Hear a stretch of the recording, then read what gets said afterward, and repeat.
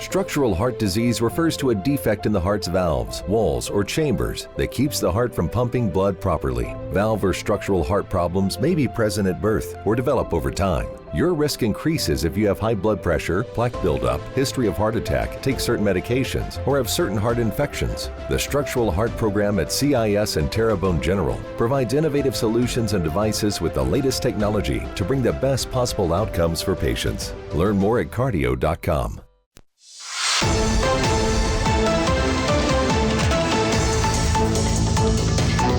Hello and welcome back to this edition of Bayou Time. Again, your host, Keith Weissite, licensed clinical social worker with Terrebonne Home Care. Very glad you're joining us, however you may be joining us. We appreciate it. Very glad to have back with us again, Trooper Tia Laverdane. We appreciate you being here. Yes, sir. All right.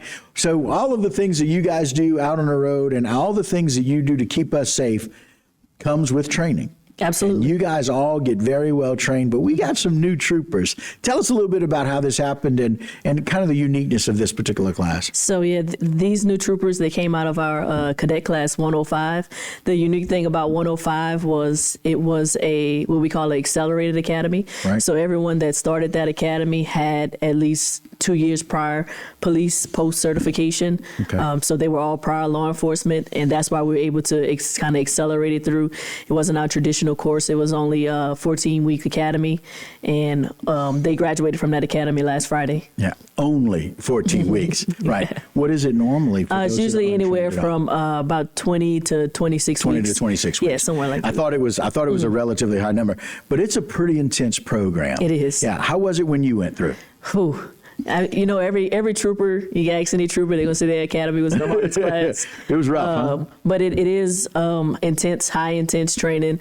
It's a controlled stress environment. They try to put you in the most situations that they possibly can to prepare you to get out there in the world. Even through just firearms, there's driving, there's real-time scenarios. Now we have the virtual reality training, so we're actually that's right. able to use VR and drop into different scenarios to be able to train for different things. There's an active shooter. There's all kind of training that you go through. Legal, so important one. Right. And all of that's covered all through the academy. Yeah, and the intensity about that is you're learning both these mental concepts, these physical concepts, and then it's the real-time application part too. It's about being able to react, do it quickly, and knowing how to deal with any of a number of circumstances. It is about the ability to be able to make the best decision possible. And like you said, the preparing yourself before, during, and also after. We see a lot of things that not everyone sees, so they do a great job of preparing you for the things that you may see and prepare you with the proper tools in the event that is something that's a little bit much. They prepare you to be able to handle that once you get out of the academy. Very cool. So we had it started with 56 for the state, all right? For that's Troop C, Troop D, and Troop I. So the academy started statewide, so that would be Statewide, all the troops, all troops, all of them, everybody. The academy started with 56 cadets, and we graduated 51 cadets. That's awesome.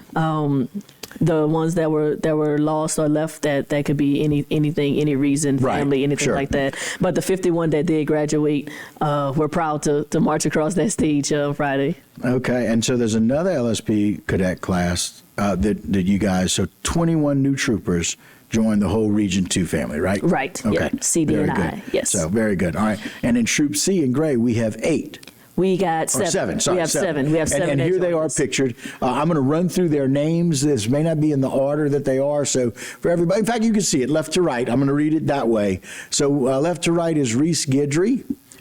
Trooper Reese Guidry, Trooper Kyle Abear, Trooper Ohige Little, Trooper Zachary Scortina, okay, Trooper Nikita Zarang, Trooper Mitchell Laperouse, and Trooper Destin Lawson. So very, very excited for them and for what they bring here to Troop C. So tell us a little bit about their excitement level when they graduated. So I actually got the chance to take that picture and talk to them yesterday morning. Yesterday morning was their first report day. So they're getting all of their tools and everything that they need, their paint and everything to be able to go out there. So their academy was 14 weeks. Of course, that was only the start of it. They'll now be on their FTO period.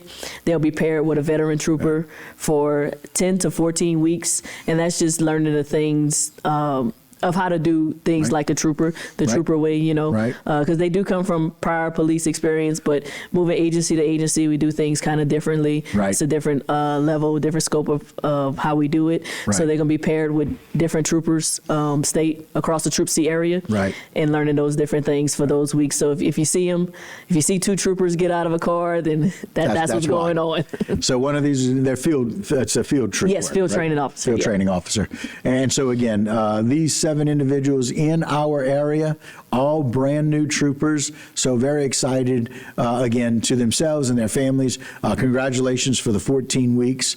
Again, I'll go through those names because you need to know their families are very, very proud. Again, Trooper Reese Guidry, Kyle Hebert, Mitchell Lapperouse, Destin Lawson, Zachary Scortina, Nikita Zarang, and Ohij Little. Right there pictured. And again, you know, you bring in your public information officer to welcome them and to let them know that you're that contact for them as well, right? Right. And they saw me through the academy.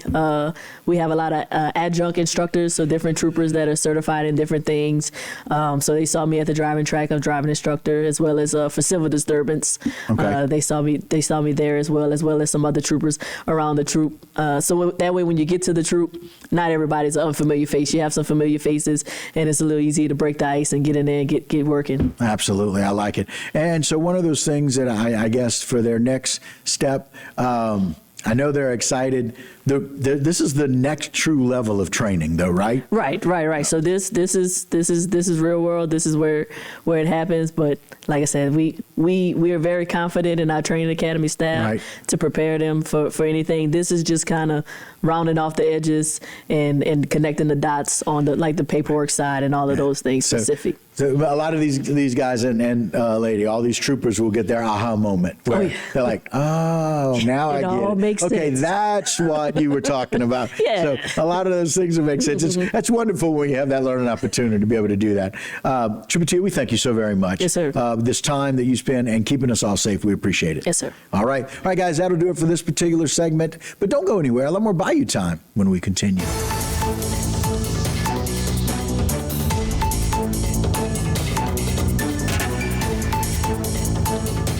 Today's social media segment is brought to you by South Louisiana Bank. It's better when we bank together. Waits and Downer, attorneys at law. Terrebonne Ford, built Ford tough.